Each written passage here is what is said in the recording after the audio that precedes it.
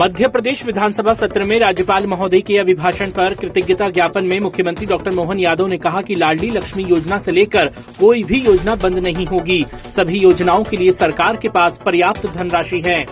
Doctor Mohan Yadav ने कहा कि मेरा सौभाग्य है कि दुनिया की 7 पवित्रम नगरी में एक नगरी अवंतिका है, जहां से मैं आता हूं। साथ ही कहा कि मैं इस बात के लिए आनंदित हूं कि आज आसंदी पर माननीय अध्यक्ष विराजमान हैं। आपका व्यक्तित्व विराट है। ये सरकार आपकी छत्र छाया में विकास के कदम बढ़ाएगी। आपका मार्गदर्शन प्राप्त कर हम प्रदेश को नई ऊंचाइयों पर ले जाएंगे। मुख्यमंत्री डॉक्टर मोहन यादव ने कहा कि मुझे इस बात की प्रसन्नता है कि यशस्वी प्रधानमंत्री श्री नरेंद्र मोदी जी ने नई शिक्षा नीति को देश की संस्कृति से जोड़कर जीवन के सर्वांगीण विकास के साथ जोड़ने का प्रयास किया है। मुझे इस बात का गर्व है कि नई शिक्षा नीति को लागू करने का काम सबसे पहले मध्य प्रदेश ने किया है। मुख्यमंत्री डॉक्टर मोहन यादव ने कहा कि मुझे इस बात की प्रसन्नता है कि यशस्वी प्रधानमंत्री श्री नरेंद्र मोदी जी ने नई शिक्षा नीति को देश की संस्कृति से जोड़कर जीवन के सर्वांगीण विकास के साथ जोड़ने का प्रयास किया है। मुझे इस बात का गर्व है कि नई शिक्षा नीति को लागू करने का काम सबसे पहले मध्य प्रदेश ने किया है। मुख्यमंत्री डॉक्टर मोहन यादव ने कहा कि डबल इंजन की सरकार में मध्य प्रदेश से बीमारू राज्य का कलंक हटा है। मैं गर्व से कह सकता हूं कि हमारा संकल्प पत्र हमारे लिए पवित्र धर्म ग्रंथ गीता और रामायण की तरह है। हम अगले 5 साल तक संकल्प पत्र में दिए गए एजेंडे को एक एक करके अक्षरशः पूरा करेंगे। आज विधानसभा अध्यक्ष श्री नरेंद्र सिंह तोमर जी से मुख्यमंत्री डॉक्टर मोहन यादव ने विधानसभा में सौजन्य भेंट कर जनहित से जुड़े विभिन्न विषयों पर चर्चा की। मुख्यमंत्री डॉक्टर मोहन यादव से मुलाकात करने बाबा महाकाल की नगरी उज्जैन से पैदल चलकर भोपाल पहुंचे श्री जसवंत सिंह आंजना एवं उनके साथियों ने आज मुख्यमंत्री जी से भेंट की एवं उन्हें बधाई और शुभकामनाएं दी। हमारी सरकार ने, सुप्रीम कोर्ट ने निर्णय लिया, राम मंदिर वही बनेगा, तो डंके की चोट राम मंदिर के मामले में सरकार ने निर्णय लिया। माननीय मोदी जी स्वयं वहां उपस्थित हुए और हमारी सरकार ने राम मंदिर बनने का मार्ग प्रशस्त किया। और मुझे इस बात की प्रसन्नता है, हमारी इस मध्य प्रदेश सरकार ने निर्णय लिया है कि राम भक्तों पे जहां जहां गोलियां चली थी बाउंड्री पर, जहां जहां पास के राज्य में जिनकी आपके पीछे से सपोर्ट थे, उन सरकारों को, हमारे लोगों को गोलियों से भुना गया था, कार सेवकों को अपमान किया गया था।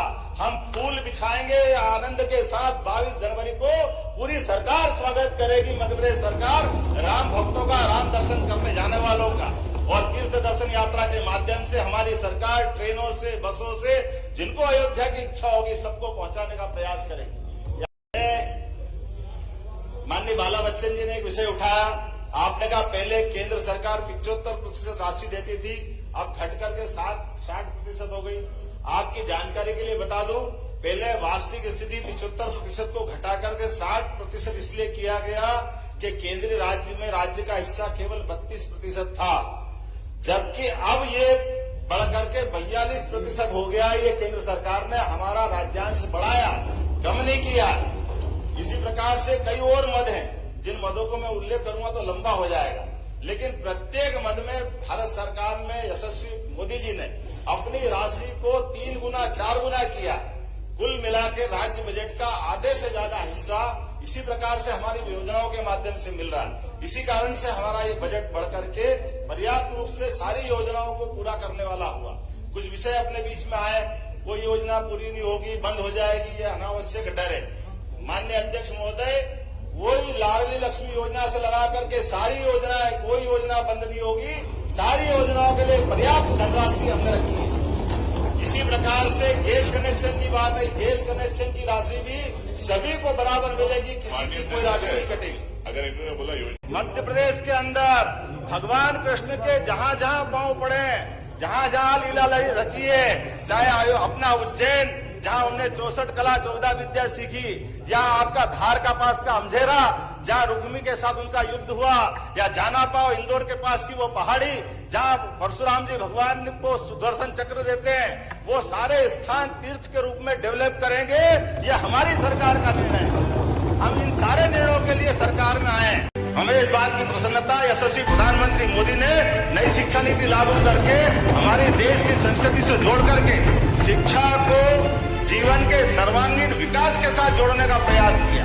और मुझे इस बात का गर्व है, मध्य प्रदेश के सीमित संसाधन के बावजूद भी नई शिक्षा नीति दुनिया में अगर लागू की है तो सबसे पहले मध्य प्रदेश सरकार ने लागू की है।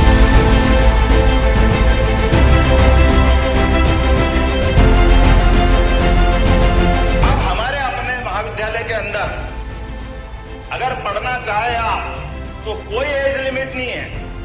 पोता, पिताजी, दादाजी, जिनको एडमिशन लेना वो सब एडमिशन ले सकते हैं, कोई बंधन नहीं है। एक आदमी 2 डिग्री लेना चाहे 2 डिग्री ले सकता है, कोई बंधन नहीं।